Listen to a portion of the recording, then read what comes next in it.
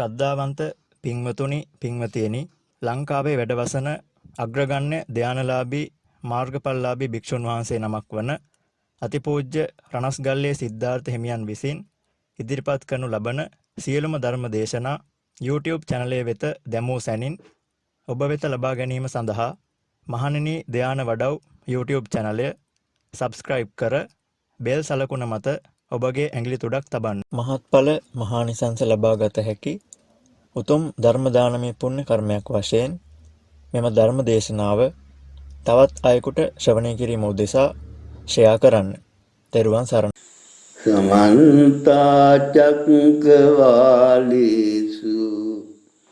අත්‍රා ගච්ඡන්තු දේවතා සද්ධම්මං මුනි රාජත්ස සුනන්තු සග්ග මුඛදං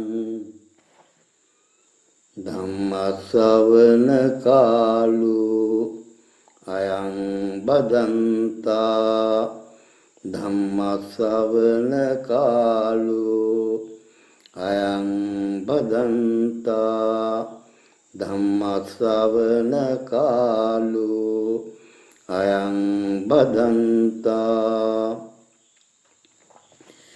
නමෝ තස් භගවතු වරහතෝ සම්මා සම්බුද්දස්ස. නමෝ තස් භගවතු වරහතෝ සම්මා සම්බුද්දස්ස. නමෝ තස් භගවතු වරහතෝ සම්මා සම්බුද්දස්ස.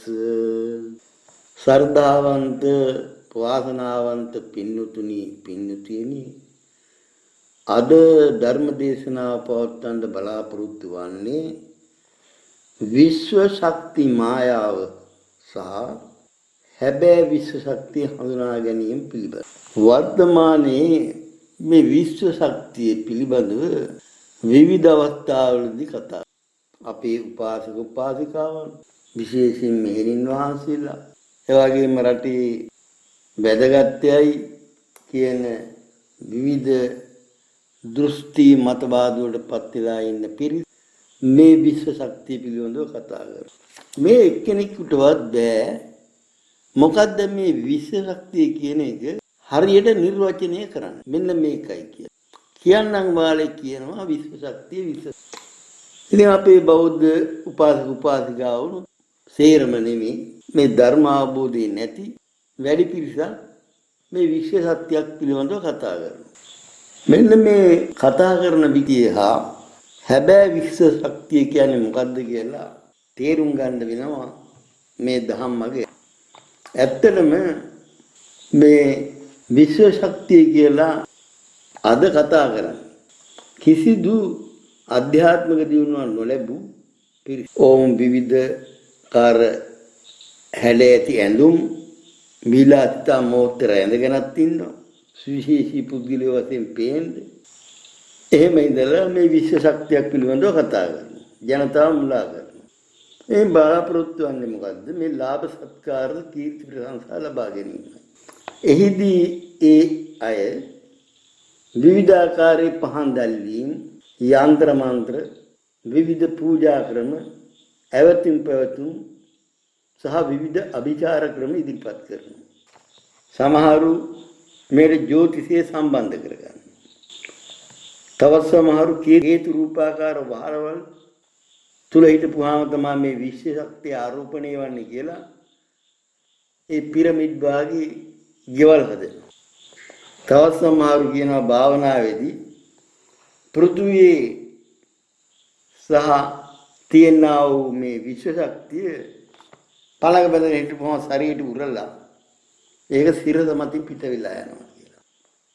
මෙන්න මෙව ගැන කතා කරනකොට අපේ සමහරක් හිතනවා මේක නම් හරි අපූර්ව ක්‍රමයක් තමයි කියලා. මේ සියල්ලම සත්‍යයෙන් තොර දේවල්. මුලාවටපත් උන්ගේ කීමවත්. භාග්‍යවතුන් වහන්සේ විශ්වයේ ස්වභාවය අඳුරා ගන්න ක්‍රමයක් ඉදිරිපත් කළා. ඒ මොකද්ද? සතර රියනක් වන තම සිරුර. ඒ ක්‍රියාකාරීත්වය අවබෝධ කර ගැනීමෙන් සමත්ත විශ්වයේ පිළිබඳවම ක්‍රියාකාරීත්වය අවබෝධ කරගන්න පුළුවන් කියලා භාග්‍යතුන් වහන්සේ දේශනා කරා. එහෙමනම් අන්නේ දේශනාවේ පමණයි මේ සත්‍යය පවතින්නේ.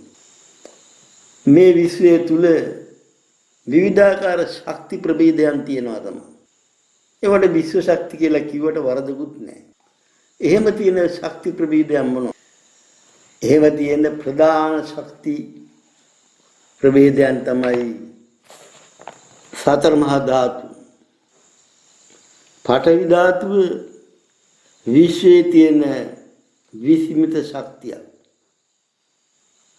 ආපෝ ධාතුව විශ්වයේ තියෙන විස්මිත විශ්ව ශක්තිය. තේජෝ ධාතුව විශ්වයේ තියෙන විස්මිත විශ්ව ශක්තිය. වායු ධාතුව විශ්වයේ තියෙන විස්මිත විශ්ව ශක්තිය. ඒ වගේම අපි ධර්මයේ සඳහන් කරනවා කුසල් අකුසල් පින්පව් කියලා. මේ අනුව විපාක දෙනවා කියලා. ඒ කොහොමද වෙන්නේ? කවුද ඒක කරන්නේ? ඒක කරන්නේ විශ්වමය ශක්තියක්. විශ්ව ශක්තිය. හොඳ දේ යහපත් දේ ලබා ගැනීමට පින් කරන්න. නරක දේ අයහපත් දේ ලබා ගන්න ඕන නම් විශ්වයෙන් පව් කරන්න. මේ සසරින් නිදහස් වෙන්න ඕන නම් කුසල් කරන්න. අන්නේ විදිහට විශ්වයේ තියෙන ශක්තියින් උකහා ගන්නයි ධර්මයේ තුලින් කියන්නේ. නැතුව එක එක යන්ත්‍ර මන්ත්‍ර පහම්පත්තු කිරීම විවිධ යාග හෝම වලින් විශ්වයේ ශක්තිය කෙනෙකුට ලබා ගන්න බෑ. ඊළඟට තවත් විශ්වයේ තියෙන විශේෂ ශක්තියක් තමයි කර්මය. උපාදාන වූ තෘෂ්ණාවන් නිසා කර්මයන් නිසා නැවත භවයක් හැදෙන හැටි. ඒ භවය තුල ඉපදින හැටි. ඒ ඉපදීම වෙන්නේ විශ්වය තුල පවත්න ශක්තියක් තුලින් තමයි. මේ කරන්නේ මෞංකාර දෙවියෙකු විසින් කියන එක තමයි බුද්ධ ආගම ඇරින්ද ලෝකයේ තියෙන සියලුම ආගම්වල උගන්වනවා. එතකොට මේ විශ්ව ශක්තිය පිළිබඳව කතා කරන අපේ බෞද්ධයෝ කොහාටද යන්නේ? මිත්‍යාව පැත්තට යනවා. ලෝකේ දෙවිවරු ඉන්නවා. ඒක ඇත්ත. නමුත් අපි මෙහිදී කතා කරන්නේ ලෝකේ නිර්මාණ කරන දෙවි කෙනෙක් ඉන්නවාද? ලෝකේ නිර්මාණ කරන දෙවි කෙනෙක් විශ්වමය ස්වභාවයක් ඇත්තේ නැහැ. මේ ලෝකේ සත්වයින් අනිකුත් ඇති වෙලා තියෙන්නේ විශ්වයේම තියෙන ස්වභාවයක් තුලයි. අන්නේ ස්වභාවයේ විශ්ව ශක්තියයි. එහෙම නැත්නම් ඊට පරිවාහරයේ විශ්ව ශක්තිය ඉන්නේ. එහෙමනම් මේ විශ්ව ශක්තිය අවබෝධ කරගන්න ඒ තමන්ට ආරෝපණය කරගන්න යම් කෙනෙකුට ඕනේ නම් ඒ මාර්ගය කියා දීලා තියෙන භාග්‍යතුන් වහන්සේ පමණයි. ලෝකේ සත්වයන් ජීවත් වෙන තල 31ක් තියෙනවා. සතර අපාය නිරේ පහළ. මනුස්ස ලෝකේ, දිව්‍ය ලෝක, බ්‍රහ්ම ලෝක ඉහළ. මෙහි ආධාර්මිෂ්ඨ වෙනකොට මොකද වෙන්නේ? කර්මානුකූලව පහළ තලයන් පිරිනවා.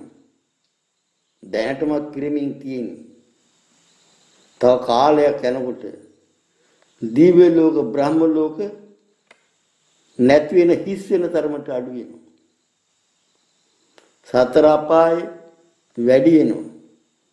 නිරය වැඩි වෙනවා. මෙන්න මෙහෙම වුණොත් මොකද වෙන්නේ ලෝකේ? කලින් කාලේ ලෝකතල 31 බල තුලනේ වෙනස් වෙන්නේ. සාමාන්‍ය කතාවක් තියෙනවා මහා බ්‍රහ්මයා තමයි මේසේ පාලනය කරන්න කියලා. නමුත් හැබැයි අර්ථය නම් මහා බ්‍රහ්මයා කියන්නේ පුද්ගල ස්වරූපයක් නෙවෙයි විශ්වයේම කේන්ද්‍රීය ස්වභාවයක් කියන එකයි. මේ විදිහට දීර්ඝ කාලයක් යනකොට අපි නැවතත් පැහැදිලි කරන්න ඕනේ මොකද මේ ලෝකතල 32 වෙන්නේ කියලා. පහළ ලෝකතල පිරි ඉතිරිය ඉඩ නැතු යන. ඉහළ ලෝකතල මනුස්ස ලෝකේ සිට දිව්‍ය ලෝක බ්‍රහ්ම ලෝක හිස් වේගෙන යනවා. අන්න එහෙම වෙනකොට මේ විශ්වයේ ස්වභාවික ශක්තිය තුලින් ක්‍රියාත්මක වීමක් වෙනවා. ඒ ක්‍රියාත්මක වීම තමයි කල්ප ගානකට පස්සේ සම්මා සම්බුදුවරයෙක් බිහිවීම. ඒ විදිහට තමයි බුදුරුලෝ පහළ වීම. අපේ ගෞතම බුදුරජාණන් වහන්සේ පහළ වුණෙත් එහෙමයි. බුදු කෙනෙක් කියන්නේ මිනිසා සත්පුරුෂයන් බවට පත් කිරීම සහ ලෝකතල 31 තුල සමබරතාවයේ රැකී. ඒ වගේම තවත් කොටසක් මේ පැවැත්මින් දුකින් ඉවත් කර නිදහස් කර ගැනීමට පහළ වෙලා තියෙන විෂමේ ස්වභාවය ස්වરૂපයක්. ලෝකේ එවැනි විෂමේ ස්වභාවයක් පැවැත්මක් තිබුණා නම් අනාගතයේ ඇති වෙනවා නම් ඒ සම්මා සම්බුදුරෙක් පමණයි. ඒ සම්මා සම්බුදුරජාණන් වහන්සේ ලෝකෙට දේශනා කරන සත්‍ය විශ්වයේ පැවැත්ම පිළිබඳ මොකද්ද චතුරාර්ය සත්‍ය ධර්මය. අන්න විශ්වමේ සත්‍ය. ඒ චතුරාර්ය සත්‍ය ධර්මයේ තුල දැක්වෙනවා මේ කුරිරු සසරෙන් ඈතර වීමේ මාර්ගය. අන්න ඒක ආර්ය අෂ්ටාංග මාර්ගය. යම් කෙනෙකුට විශ්වමේ ශක්තිය ලබා ගන්න ඕන නම් කරන්න තියෙන ප්‍රධාන කටයුත්ත තමයි එමෙන්න එකම කටයුත්ත තමයි මේ ආර්ය අෂ්ටාංග මාර්ගයට බැහැලා ඉදිරියට යන එක. ඒක තුලින් තමයි විශ්වයේ ශක්තිය ලැබෙන්නේ ඔබට. භාගතුන් වහන්සේ දේශනා කරන දේ යම් ධර්මයක් තියෙනවද? ඒව පුද්ගල ස්වරූපයෙන් දේශනා වෙච්ච දේවල් නෙවෙයි. ඒ ධර්මයේ විශ්වමේ ශක්තියෙන් පිරීලයි. මේ ධර්මයක වචනයක් ඇලපිල්ලක් පාපිල්ලක් වෙනස් කරන්න ලෝකෙ කෙනෙකුට අයිතියක් නැහැ. කරන්නත් බෑ. එතකොට මේ සංඝ රත්නය කියන්නේ කවුද? සංඝ රත්නය කියන්නේ එම විශ්විත විශ්ව ශක්තිය ලබාගෙන තමනු සසරින් ඈතර වෙන අනුන්ට කියා දෙන පිරිසක්. අවසානයේදී භාගතුන් වහන්සේ තම ශ්‍රීමය තුලින් දේශනා කළ ධර්මයේ ගැඹුණා වූ විශ්වමය ශක්තිය ආරෝපණය කරගන්නේ වර්තමාන සංඝ රත්නයයි. ඒ සංඝ රත්නය තුලින් තමයි මේ සංසාරේ තියෙන දුක නැති කරගෙන නිදහස් වීමේ මාර්ගයේ පැහැදිලි වෙන්නේ. මේ සංඝ රත්නය කියන්නේ කවුද කියන එක මේ පින්වතුන් බොහෝ දෙනෙක් දන්නවා. නමුත් සමහරකට පැහැදිලිලා නැති වෙයි. සංඝ රත්නය කියන්නේ හිස මුඩු කරගෙන සිවුරක් ඇඳගත්තු පමණින් කෙනෙක්. උපසම්පදා වුණා කියු පමණින් විවිධ උපාධි නම්බු නාම ගත්ත කියන පමණින් සංඝ රත්නය වෙන්නේ නැහැ. සංඝ රත්නය වශයෙන් කවුද හඳුන්ලා දෙන්නේ කියන එකට ඒකට පැහැදිලි නිර්වචනයක් දීලා තියෙනවා ශාසනය තුල. ඒක වෙනස් කරන්න කිසියෙකුට බෑ. චත්තාරි පුරුෂ යුගානි අට්ඨපුරිස පුද්ගල ඒස භගවතු ශාවක සංඝ. ඒ කියන්නේ සෝවාන් සකෘදාගාමි අනාගාමි අරහත් මාර්ගත්ත පලස්ත ඒ යුගල හතරේ එන පුරුෂ පුද්ගලයාට දෙනා තමයි මහා ආර්ය මහා සංඝ රත්නය කියන්නේ. මේක යම් කෙනෙක් වෙනස් කරොත් ඊ වෙනස් විදියකට දැක්කොත් ඔහු බෞද්ධයෙක් නෙමෙයි. එහෙම වෙනස් කරලා දකින්න අය ඉන්නවනම් එතන බුද්ධ ශාසනයක් නැහැ. එබැවින් මේ සියලුම අපේ සර්දාවන්ත පින්නතුන් පින්නතුන් සංඝ රත්නය කියන්නේ කවුද කියලා හරියට දැන. එහෙම දැනගත්තේ නැත්නම් කවදාකවත් තෙරුවන් සරණ යන්න බෑ. ලෝකේ තියෙන ඉහළම පින තෙරුවන් සරණ යාමයි. ඒ පින ඔබට ලබා ගන්න බෑ. මේ සංසාර දුකෙන් නිදහස් වීමට ඒකායන මාර්ගය කුමක්ද? එහි ආරම්භය සරණාගමනයටපත් වීමයි. ඔබ ආර්ය මහා සංඝරත්නය හරියට හඳුනාගත්තේ නැත්නම් ඔබට මේ වාසනාව ලබා ගන්න බැරුව යනවා. ඔය විවිධාකාර සිවුරු ඇඳගෙන විවිධාකාර ක්‍රියා කර ගුරුවරු රජයේ සේවකයෝ සිවුරු ඇඳගෙන වැඩ කරන කට්ටනියෝ යන්ත්‍ර මන්ත්‍ර කියන අය මුදලාලිලා හරි හම්බ කරන අය විශේෂයෙන් අටපිරිකර ව්‍යාපාර කරන අය කවදාකවත් සංඝරත්නයටයි තියෙන්නේ නැහැ. ඒගොල්ලොත් මේ පෘථග්ජන ඔබලාට වැඩි පල්ලෙහෙන් ඉන්න පිරිසක් පමණක් බව තීරුම් ගන්න. ඊළඟට විශ්වයේ තියෙන විවිධාකාර ධන ශක්තියන් ලබා ගන්නවා. ඊළඟ ක්‍රමය තමයි මොකද්ද? සීලය රැකීම. යම් කෙනෙක් අඛණ්ඩව අතිරිද්‍රව දන් දෙමින් විඤ්ඤ ප්‍රත්‍යය වශයෙන් සිටමින් ආර්යකාන්ත සමාධි සංවර්ධනික සීලේ පිහිටියා නම් ඔහු තෙරුවන් සරණ ගිය කෙනෙක් නම් ඔහු ඒකාන්තයෙන්ම සූතාපන්නයි. හැබැයි සූතාපන්න වෙන්න බෑ. අද වර්තමානයේ කරන සරණ ගමනට පිළිමය අධ්‍යා බලනවා, මල් වට්ටියක් තියනවා, සුවඳුන් අල්ලනවා. හාමුදුරුවෝ කියනකොට ගාථා ටික කියනවා අහක බලාගෙන. පැත්තට හැරිලා ඉඳගෙන. එක්ක හේත් කියලා. මේ ගාථා ධර්මය කියන දී අන්තර්ගතයේ පිළිබඳ කිසිම අවබෝධයක් නැහැ. උපන් මුල් කාලේ ඉඳලා බොහෝ දිනා දීර්ඝ කාලයක් මල් පහන් පූජා කරලා තියෙනවා. සුවඳුන් මල්ලා තියෙනවා. බුද්ධ පූජා පවත්වලා තියෙනවා. නමුත් බුදුරජාණන් වහන්සේ කවුද කියලා හඳුනගන්නේ. හඳුනගෙන තියෙන පන්සලේ තියෙන පිළිමේ, එහෙම නැත්නම් පාරායිනේ තියෙන පිළිමේ, එහෙම නැත්නම් ඓතිහාසික නටබුන් තියෙන තැනක පිළිමයක් බෑ. පිළිමේ තුලින් භාග්‍යවත් වහන්සේ තුල තිබුණා වූ ඒ නවරහාදී බුදුගුණ කිසිවක් පිළිබිඹු වන්නේ නැහැ.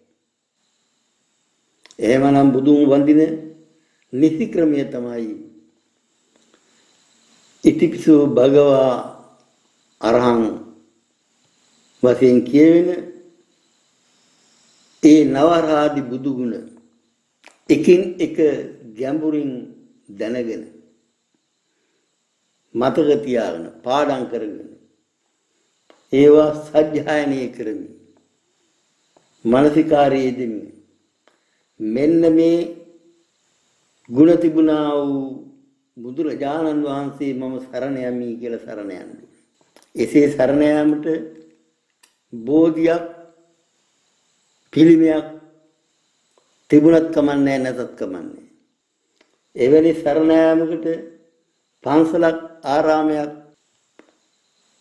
තුලවත් කමන්නේ, පිටත ගහක් යට උනත් කමන්නේ. ඒ විදිහටයි බුදුන් සරණ යන්නේ.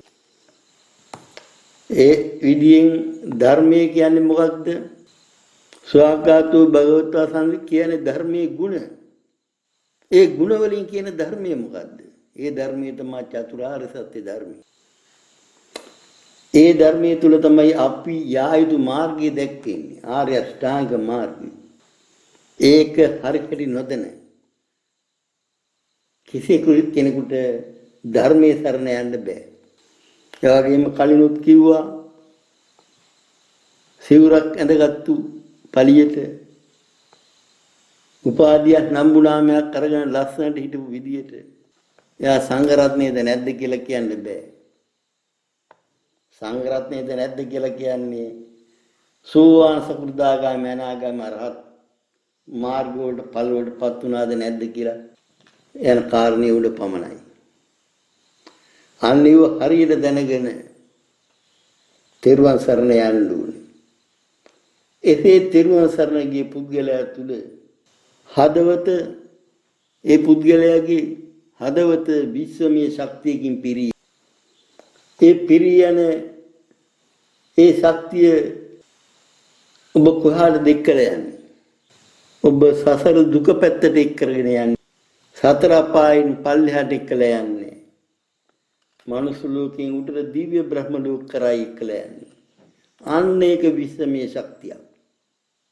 ඒ විශ්වමය ශක්තිය ග්‍රහණයට ගන්න ඔබ උත්සාහ කරන්න. එහෙම නැතුව පිරමිඩ් වල ඉඳීමෙන් එක එක තාලවලට කොණ්ඩ හදා ගැනීමෙන් ඇටමාල පළඳ ගැනීමෙන් විවිධ වර්ණ නූල් පැළඳීමෙන් මේ විශ්ව ශක්තිය ලබා ගන්න බෑ.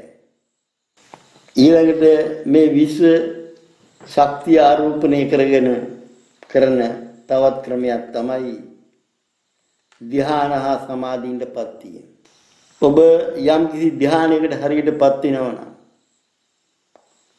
ඔබේ චිත්තයේ මේ විශ්වමය ශක්තිය තුලින් බ්‍රහ්ම පාරිසජ්ජේ ඉඳලා සම්බන්ධ වෙනවා ඉහළට. ඔබේ කය බිඳුනායින් පස්සේ ඔබ එතෙන්ට යනවා. බ්‍රහ්ම කායික දෙවි කෙනෙක් වශයෙන් උපදිනවා. ඔබ තෙරුවන් සරණ ගිය ශ්‍රාවකයෙක් නම් ඔබ එහිම පිරිනවම් පානවා නිවන් දැකලා.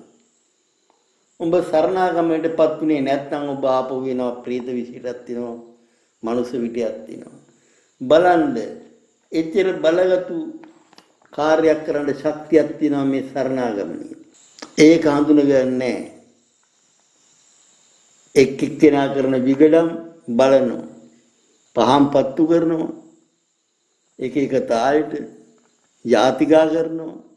එක එක රූප වලට වඳිනවා. විවිධාකාර පූජාවන් කරනවා. පිරමිඩ් වල ඉන්නවා. ඔන්න විශ්ව ශක්තිය ලබා ගන්න කරනදී. නමුත් හැබැයි විශ්ව ශක්තිය ලබා ගන්න ආකාරය තමයි මේ දේශනා කරගෙන යන්නේ. මේ විදිහේ ධ්‍යාන වඩන ශ්‍රාවකයා විපස්සනා භාවනාව කිරීමේදී අන්න ඔහු තුල ආරෝපණය වෙන ශක්තිය විශ්වමය ශක්තිය. ඒ ශක්තිය තුලින් ලැබෙන ප්‍රඥාව. ඒ ප්‍රඥාව තුලින් ඔහු අවසානයේදී සසර දුකින් නිදහස් වෙනවා. නිවන කරා යනවා. අන්න විශ්ව ශක්තිය ගමන් කරන විදිය.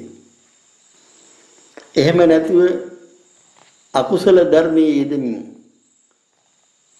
පාපී ක්‍රියාවල නිරත පුද්ගලයා කොහාටද යන්නේ?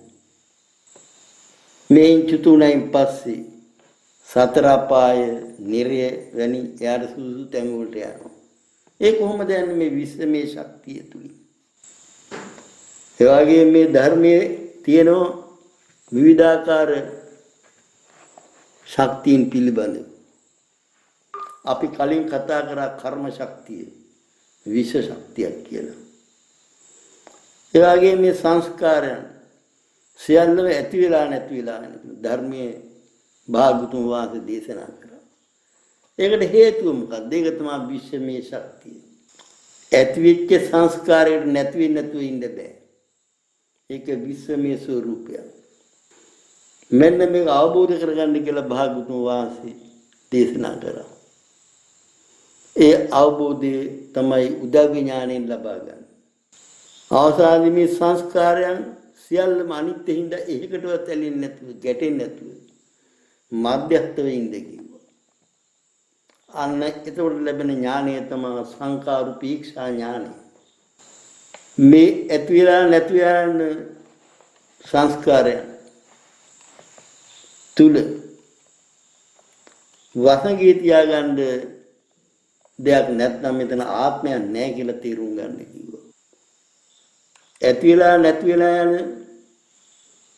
දෙයක් තුල ආත්මයක් නැත්නම් එතන තියෙන ශූන්‍යතාවයයි කියලා අවබෝධ කරගන්න භාගතුන් වහන්සේ කියනවා. අන්නේ අවබෝධය ලබා ගන්නේ අරහත් ඵල සමාපත්තියත් සමගයි. අන්නෝ ලෝකේ යථාභූත ඥානය දැනගෙන මේ සසරින් සදාටම නික්මෙනවා. අන්නේ විදිය නික්මෙන්න මේ විශ්වයේ ශක්ති පාලනය කරන ආකාරය තමයි භාගතුන් වහන්සේ දේශනා කොට වදාළේ.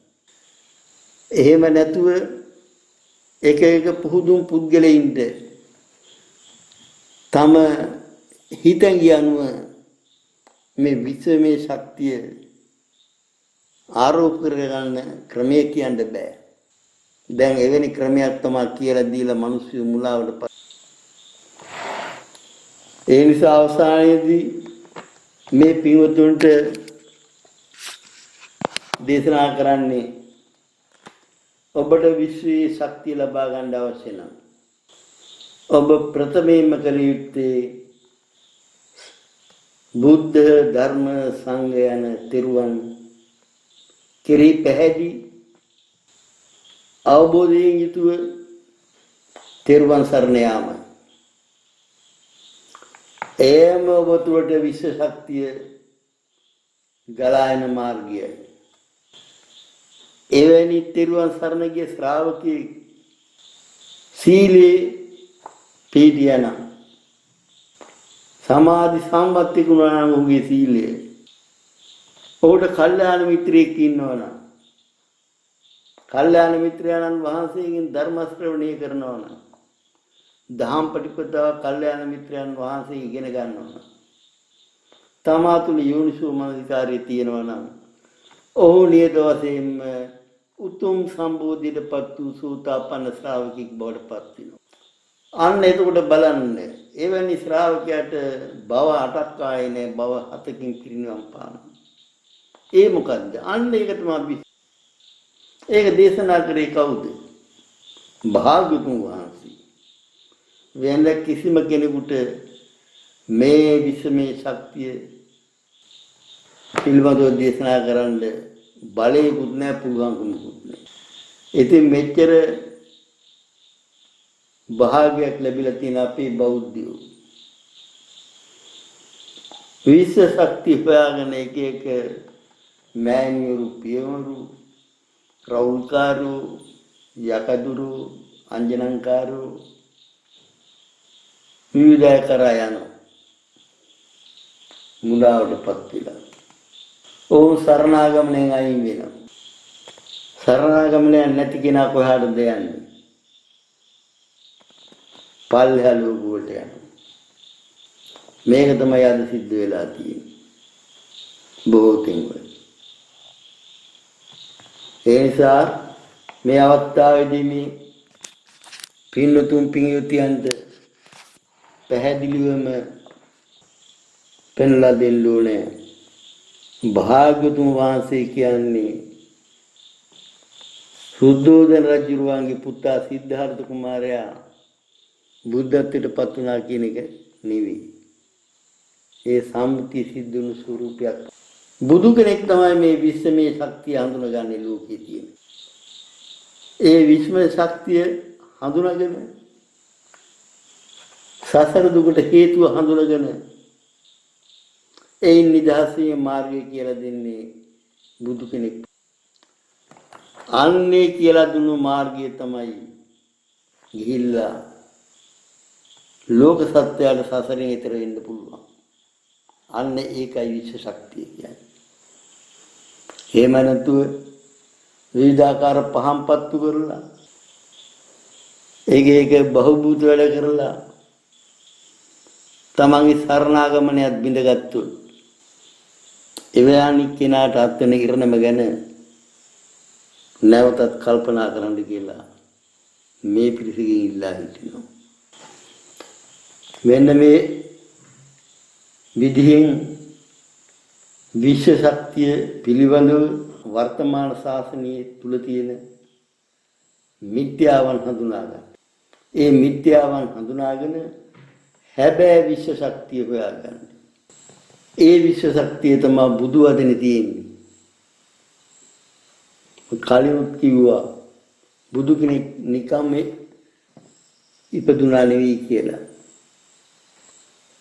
කල්ප ගණනකට පස්සේ බුදුවරයෙක් උපදින්නේ විශ්වයේ අවශ්‍යතාවයකටමයි. ලෝකතල 31 සමබරණ වුණොත් ලෝකේ පැවැත්මක් නැතු යන විශ්වයේ අන්නේ ලෝක සත්‍යය මුදවා ගන්නයි ඒ සඳහා ධර්මයේ දේශනා කරන්නයි භාග්‍යවතුන් බුදු කෙනෙක් ලෝකෙට පහළ වෙන්නේ. ඒ බුදුරජාණන් වහන්සේ විසින් දේශනා කරන ලද්ද ධර්මයේ පොඩි තැනක්වත් වෙනස් කරන්න ගියොත් ඒක නිරේටපත් වෙන්න සුසුගන් ලබන මහා පාපයක්. අද වෙනි පාපී ක්‍රියාවල යෙදීලා ඉන්න බොහෝ පිරිසක් වර්තමානයේ මේවා පිළිබඳ කතා කරන්න වෙලාවක් නැහැ. ආස්වාද ප්‍රාස්වාද කියන්නේ අස් කරනවා පස් කරනවා කියනවා. බුද්ධත්වයට පත් වෙනේ උතුම් භාවනාවට කියන හුලම් භාවනාව කියලා. වෙනස් වීම අනිත්‍යයට කියනවා ඒක වෙනත් දෙයක්. සේර්ම උඩු යටි කරලා පද පෙරලා දේශනා කරනවා. මේ දේශනා කරන අයත් මේ දේශන අහන අය. දේශන අහලා ඒවා සතුටින් වැළඳ ගන්න පිරිසක් ඉන්නවා නම් ඒ සියලු දෙනාම අපාදුකටපත් වෙන වළක්වන්න බෑ. ඒක විශ්වීය තීරණයක්. කවුරුත් පුද්ගලිකව කරන දෙයක් නෙවෙයි. වෙන මේක තේරුම් ගන්න අපේ පින්වත් ශ්‍රාවක ශ්‍රාවිකාවන්. අද බොහෝ දෙනෙක් ධර්මයේ විකෘති කිරීම වලට අහු වෙලා එක්කෙනාගේ තියෙන පාප කර්මයට අනුව තමයි ඒවට අහු වෙන්නේ. ඔය විවිධ රටවල බලපෑම් තුලින් මුදල් ලැබීම් තුලින් මේ සද්ධර්මයේ විකෘති කරන තැන් වලට යනවා. යන්නේ තමන්ගේ පෙර පාපයක්. එවැනි අයගෙන් කලාතුරකින් කෙනෙකුට නිදහස් වෙන්න තිබුණත් ඔහු තුල තියෙන පාප කර්මයන් නිසා නිදහස් වෙන්න බෑ. ඔවුන් නියත වශයෙන්ම අපාගත වෙනවා වළක්වන්න බෑ. නමුත් කෙනෙකුට නුවණින් විමසලා හරි අවබෝධය ලබාගෙන ඒ නිදහස් වෙන්නත් පුළුවන්කම තියෙනවා. ඒ හරි අවබෝධය කියන්නේ මොකද්ද? භාග්‍යවතුන් වහන්සේ පිළිබඳව, ධර්මයේ පිළිබඳව, සංඝ රත්නයේ පිළිබඳව අවබෝධයයි. භාග්‍යවතුන් වහන්සේ දේශනා කරලා තියෙන ධර්මයේ පිළිබඳව අවබෝධයයි. සසර දුකින් නිදහස් වීමට පෙන්වා දී තිබෙන මාර්ගයේ නොහොත් ආර්ය අෂ්ටාංග මාර්ගයේ පිළිබඳ අවබෝධයයි. එලෙසින් අවබෝධ කරගෙන මිත්‍යා විශ්ව ශක්ති මාර්ගයන් පිළිබඳව පිටිපස්සෙන් යන්නේ නැතුව මුලාවටපත් වෙන්නේ නැතුව මේ බුද්ධ ශාසනයේ බබලවන්න සියලු දෙනාම උත්සාහ කරන්න කියලා දන්නමින් මේ විශ්ව ශක්තිය පිළිබඳව කරන ලද කෙටි දේශනාව මෙතකින් සමාප්ත කරනවා.